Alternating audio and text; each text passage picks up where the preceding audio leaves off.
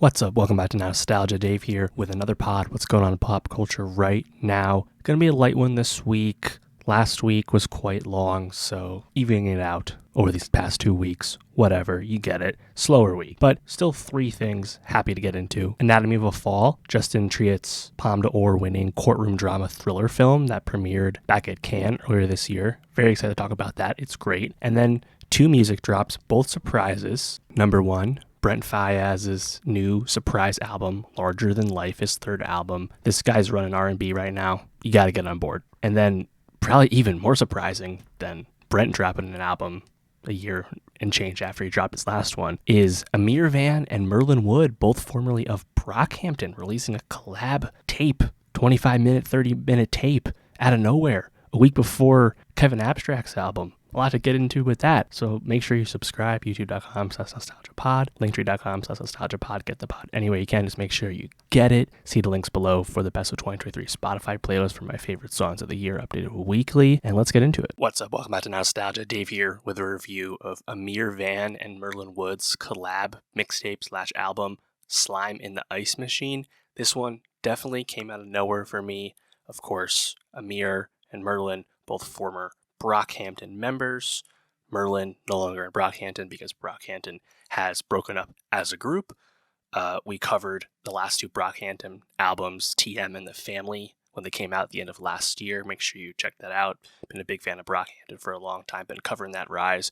Did our Brockhampton album rankings. See the link below for that. Been talking about Brockhampton for years at this point.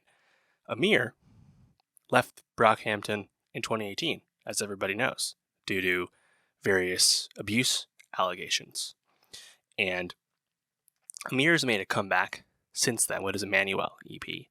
In the announcement of this new record, he said that he's no longer on RCA Records. So now it becomes a little clear in hindsight that he was still kind of on that Brockhampton umbrella RCA deal until now. So this is a brand new release, and I'm gotta say, I'm surprised to see someone else from Brockhampton making a record with him. Even all the stories and the bad blood we had heard, especially from the Dom side of things with Brockhampton, just wasn't sure if we were ever going to see something like this. But it's probably more than anything, more further evidence that Brockhampton is truly split up. Of course, Kevin Abstract's 3rd solo album is coming out a week from today, so the timing is pretty obvious. I think they're almost kind of capitalizing on Kevin's more genuine official marketing that he's doing on his effort, interestingly enough.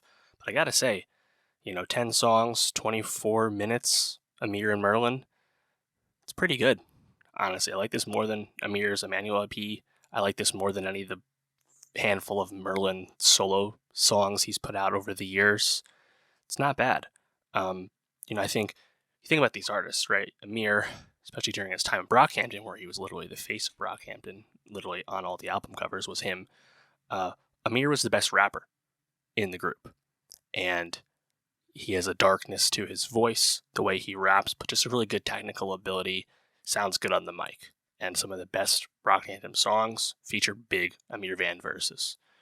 Merlyn, I wouldn't put on that level for sure, but his, I think, kind of unique or recognizable energy has always stood out as part of Brockhampton. I think of my favorite Brockhampton song off Saturation 2, Sweet, features one of my favorite Merlyn performances ever.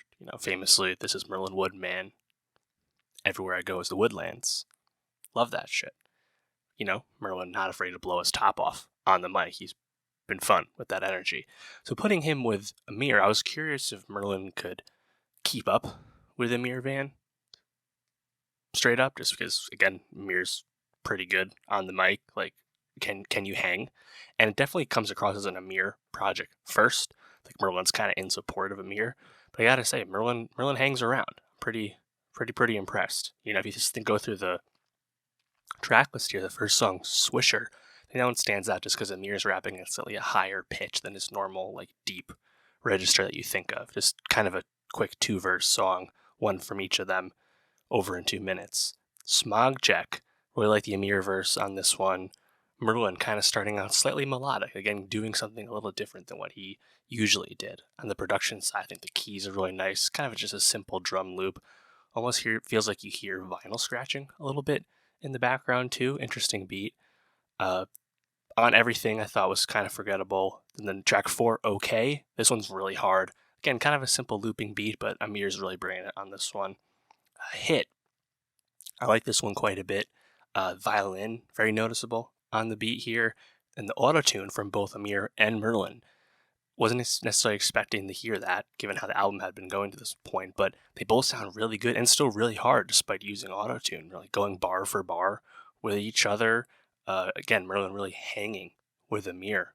Rap-wise, I was quite impressed with this one. My only negative with Hit, is the repetitive hit chorus is definitely a weak, underwritten moment. Freaks is pretty good, but another weak, repetitive chorus, and the song's really short, only 67 seconds. Bling Bling, probably my favorite song. The beat's kind of boom bappy, honestly. Give you almost like a horrorcore vibe too. Definitely sounds a bit haunting. This one's really hard. I love Ameer on the hook. Love the drums. I think they both just kind of float on this song. This one's really great. Love Is a Scandal. I like how understated and high register Ameer is again on this one. Just a bit different than what he used to do, kind of showing a different side of him. And the hook on that one, I think is pretty fun. Merlyn, probably his most lyrical, getting quite personal, talking about his past on this one. Sounds pretty cool. Then kind of out of nowhere, there's a horn outro. Didn't really hear any horns anywhere else on the album. Song 2, Merlyn again, kind of getting in the storytelling bag here. And then Ride, kind of interesting because it's like lo-fi, almost distorted with the vocals. The mixing is interesting, because the guys kind of sound quiet on that one. So, yeah, it's a brief listen for sure, but I mean, it definitely brought me back to how Ameer used to sound on, the Saturation trilogy, for example. I was pretty impressed with it. Obviously, Ameer, complicated figure. A lot of people don't want to listen to him, which is again totally fine, totally right. I mean, at this point, it's been 5 years since he left Brockhampton. Haven't really heard anything about those allegations since then. There's been denials. There's been updates to the stories. Either way, complicated figure, but again, I'm pretty shocked, honestly, that someone still in the Brockhampton orbit as recently as last year, Merlyn, one of the members, the fact that he made a project with Ameer is quite interesting. So I'll be curious how the Kevin album sounds. It's supposed to be going into a Barack direction if the singles are any indication. We'll see. But yeah, let me know, how'd you feel about Ameer and Merlyn's random surprise album, Slime in the Ice Machine? Leave a comment and let me know. See the link below for the Brockhampton album rankings that we did, and let me know what you're thinking. And for more rap reviews, more music reviews, subscribe, and I'll see you next time. What's up, Welcome to Nostalgia? Dave here with a review of Brent Faiyaz's third album, Larger Than Life. Yes, Brent is back. Surprise album, no notice, only a year and change since his last album, Wasteland, came out, summer 2022. And Brent is back because why would he leave? This guy is running R&B. He is, without a doubt, the most interesting, most successful, most consistent figure in male R&B, for sure. Been a big Brent fan. His album Wasteland was on my top 10 albums of 2022. The earliest single from that album, Gravity, was on my best songs of 2021, very high up there. Been a Brent guy for some time now. And Larger Than Life, it's short. 14 songs, 36 minutes, a lot of shorter tracks on this, but still feels like a full body of work, and Brent is still giving you what he does best, which is, I think, just really confident R&B music with impressive production choices, and really gives you, I think, a really strong feeling. But even him, Brent, not the strongest singer in the R&B space. There are better voices out there, but Brent, he really knows how to match beats to his vocal strengths and can really give you a feeling. In this case, Timbaland, Pharrell, Neptune's vibes for sure. I mean, the first track, Tim's intro, literally has Timbaland vocals, like he's making it obvious for you too. But those 2000s R&B vibes, bringing those back, the heyday, it's pretty cool. And, shout out Brent, because obviously he's got so successful as while being an independent artist. I think people know this at this point. He's done amazing for himself. This year, 2023, he signed a $50 million distribution deal with the United Masters. So he's still maintaining his independence, but now has some legit industry support behind him. And on top of that, he's founded his own label and creative company, ISO Supremacy, starting to sign artists and kind of make his own, universe. It's pretty cool. So shout out Brent once again. But yeah, just kind of getting into the music here. I mentioned Tim's intro, which really gives you the 2000s R&B vibes with Timbaland vocals to top it all off. Literally living larger than life, as he tells us. And then kind of jumping right into it, the first full song, Last One Left. I love when Brent Faiyaz decides to double his vocals, almost kind of like echoing himself. I think it really elevates his singing. It sounds really cool. It's very catchy all the time. The when they speak about it part, so good. Beat wise, it's really just kind of a simple drum line, but again, those mixing choices with his vocals, I think, go such a long way. And Missy kind of in the background on it, but Little Gray, I think, kind of jumps in on the feature and getting right into the more toxic Brent subject matter that we've come to know as well. Forever Yours, only 90 seconds long, but still like a pretty nice, like quick drum tempo, fun to listen to. Best Time, this one's really strong. I love the snares on this. The sentiment though, 82-second song, it still leaves you with, I think, classic Brentism. All the pretty girls want to be gay. Shades, not even shades, literally what we expect from 2010's The Weeknd. Challenging thing to say there, but he's committed to it as he is.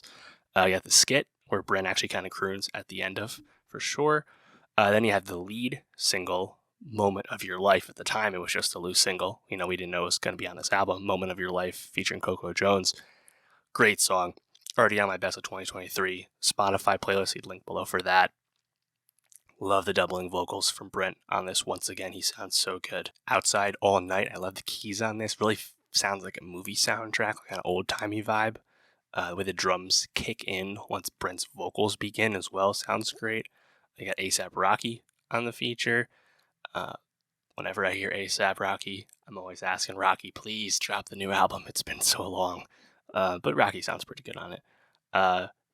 Going further through it, I was even more shocked to get on this side because you have a feature from A$AP and YG Addy himself. Was not expecting that, but pretty cool song still. I think my favorite song on the record, that would be Upset, featuring Tommy Reichman and Felix. Man, this shit's hella catchy, man. I think this goes so hard. To me, this is like platonic ideal Brent, like Brent vocal performance. This is what I want from him.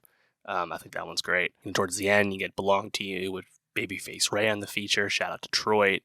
Where You At was one of the the second single. And yeah, I mean, I think that this is just another great Brent record, because Brent, at this point, I think he's really committed and confident in what his sound is, what the musical choices he likes to make. So, like, this is very rewarding, seamless, cohesive production. And Brent is so in his bag at this point at knowing what to do with his vocals, knowing how to mix them, knowing how to ride on these beats. And this is a guy who he just kind of floats at this point. Like, it sounds so good. And again, like, I don't even know who to compare him to male R&B at this point, because I think he is by far and away the most compelling figure. And the fact that he's also an independent artist who's kind of built all this up on his own, that just makes it even more cool and more exciting and more fun to root for the guy. So yeah, shout out Brent. I'm going to be revisiting this one a lot. And yeah, but let me know, how did you feel about Brent's new album, Larger Than Life? How did you compare it to Wasteland from last year? And for more music reviews, subscribe, and I'll see you next time. What's up? Welcome back to Nostalgia. Dave here with a review of Anatomy of a Fall, the courtroom drama thriller film from French director Justine Triet.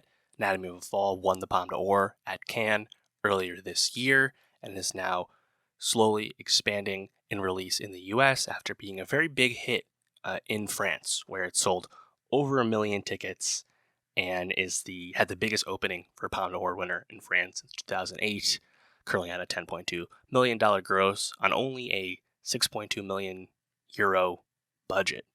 So, becoming a bit of a hit for an adult film, which we'd love to see. But yeah, I'll be curious to see how this movie performs in the United States as a French film, of course, although there is plenty of English dialogue in this movie. And yeah, I think Anatomy of a Fall is tremendous. This is a fantastic film. Honestly, love the movie. And, I'd be very curious how this does in the Oscar race, because this is, a French film that won the Palme d'Or, but yet was not selected for the French submission for Best International Feature at the Oscars. They picked a different movie. They've done this in the past. They did this recently with Titan. Of course, Portrait of a Lady on Fire, famously, this happened too. We'll see what happens there. But Neon, expanding the film right now, definitely check it out. And yeah, I think what's so cool about this movie is that it's a courtroom drama, but it's not concerned with the whodunit of the mystery. And it's really, I think, more about the emotions and dynamics of the relationship that's being put on trial in this. So I'm going to spoil the movie to come, but I gotta say, Anatomy of Fall, check it out. It's great. So yeah, I think what's so cool about Anatomy of Fall, which again starts off quite briskly getting you into the death in question, where Sandra, this German writer, her husband falls from the balcony of their French mountain chalet, and of course dies, and Sandra, unsurprisingly, becomes the prime suspect and has to defend her innocence. And Sandra Huller, who plays Sandra, she does a great job of portraying an enigmatic character who's both kind of inviting the audience sympathy, but still presenting plenty of doubt as a character in terms of what is the truth. And to have like the courtroom drama, which in and of itself is always fun, even if it's more conventional, have the courtroom drama stuff be where we experience most of I think the key character work is really impressive to me. I think the script is really special. And probably like the one like big standout scene, it's a long scene, is when we're in the courtroom and a recording that Sandra's husband Sam had saved of a fight they had a day before he died. He fell and died. That recording is played for the court, and we see via flashback that recording, like, in picture, in scene. And it is I think, a really impressive scene from both performers. You have Sam Tice playing Samuel, and with Sandra Huller and Sam Tice, I think they replace such a rich and fully realized portrayal of a relationship breaking down, and thoughts of blame and culpability and responsibility, infidelity. Like, they cover, I think, so much ground, but nothing ever gets hokey or preachy at all. Like, and this movie, Anatomy of Fall, does such a good job of maintaining tension to the viewer, and you're just incredibly invested in what's going on. I think, again, speaks to the strength of that script. And watching the specter of doubt and how we explain things that we can't explain with objective facts with emotion and suspicion, having that kind of be what we're thinking about throughout the mechanics of the courtroom stuff, again, I think is really impressive. Key aspect, of course, to the story is that Samuel and Sandra have a son, Daniel, played by Milo Machado Graner, and Daniel went blind at age 4 in an accident, and that's a key aspect of this relationship and how both characters handled that incident, that accident, is different. And Daniel, that's pretty good child performance, even though it's a bit understated of understanding, given that he's a blind character. But Daniel, I think, plays a really key role in the story, his relationship with his mother, Sandra, after the trial's beginning. And, you think about the kid and having the kid be present in the court the whole time as revelations about his parents are revealed to him. He's only 11 years old. He's learning a lot of things that are not fun to learn about. His mom cheating on his dad attempting suicide by popping a bunch of aspirin one night, learning all these really difficult to learn things, having already gone through so much adversity at a young age and following his incident. You feel for the kid, and unexpectedly, in the third act, it's a long movie, 2.5 hours, but I think it really maintains the tension, maintains the audience interest. And I was not expecting Daniel to pull up from deep like Steph Curry and do the test on his seeing eye dog to prove that he knew about his dad's suicide and learned some, mechanics to corroborate some things in his own hazy memory. That was like, I think, a really impressive scene. I wasn't quite sure exactly what Daniel was up to, because it's plausible that he could have done it on accident as well, and the ending where Sandra and Daniel reunite once the trial is concluded. Ton of tension in that ending scene, even though literally nothing actually takes place, like nothing actually happens plot-wise. Speaks to, again, I think, the investment you have as a viewer. And also, I think it's really fun to watch this if you're not a French person, is the courtroom dynamics. Like how the courtroom works in France is a lot different than how we know of it here in the United States. And watching the prosecutor, the defendant, the defense, the judge, all kind of in rolling conversation, cross back and forth with each other. It's very interesting. I gotta say, the prosecutor actor, played by Antoine Renarts, he was really great. Plays like, I think, a really committed prosecutor, but not like villainous. Like he's like really, I think, going through and presenting lots of doubts, and like the way that the script gives him, I think, so many interesting angles to play at in terms of this very complex relationship that puts you in the center of, I think, as a viewer, it's like, even if someone seems to have plenty of reason to kill someone, if we can't prove it, then doesn't mean that they killed the person, right? And the messiness of it all, I think it's all done in like such tactful way. Of course, on the other side of that, you have Sandra's defense lawyer, Vincent, played by Swan Arlaud, who's an old friend of hers, who happens to be a lawyer. He does a really good job of countering the prosecutor. Like, it's just fun. Like you love, I think, courtroom scenes when they're done great are so compelling, right? There's just so much, I think, material to latch onto, and like drama, right? And he's like, as a natural like counter to the prosecutor per his role in the court, does a great job. And then at the end, like, you can tell there's a bit of sexual tension between the lawyer and the defendant, these two friends, which is established kind of early on a little bit, and then there's a brief moment at the end where you're wondering what's going to happen. Going throughout the whole movie, I'm always waiting for the other shoe to drop. I'm waiting for, is Daniel going to like turn his back on his mom? And you think that's going to happen when he sends her away before he experiments on the dog. I think there's just a lot to think about as a viewer with Anatomy of Fall, but it's just so compulsively watchable. And even though it's a lot of heavy material, you're talking about a murder and the discussion about that murder, watching the fight between Sandra and Sam, very hard to watch because it's a kind of debilitating verbal argument. Of course, Daniel, who seems to have a lot of agency, but is still a obviously blind person, and Sandra makes a big point in the movie that like she never wanted to label him as handicapped, and he lives a good life and all those things. There's a lot of chances where this movie could have gone wrong, but I think by subverting so much of the tropes of this kind of story, avoiding the obvious stuff of just getting into the whodunit and mechanics of how this person died, focusing on something greater, really interesting movie, and I was quite pleased with it. So I'm hoping this finds some success in the US with this Neon release. The fact that it has some English dialogue might help that a little bit, but it is pulpy. It's really watchable. So we'll see how that goes. I'm not going to hold out too much hope for it, but it's also a cheap movie, so it doesn't take much money for this to become a nice hit. But yes, shout out Justine Triet, who I was not familiar with. She's made a few movies thus far. But yeah, this is a banger for sure. Anatomy of Fall.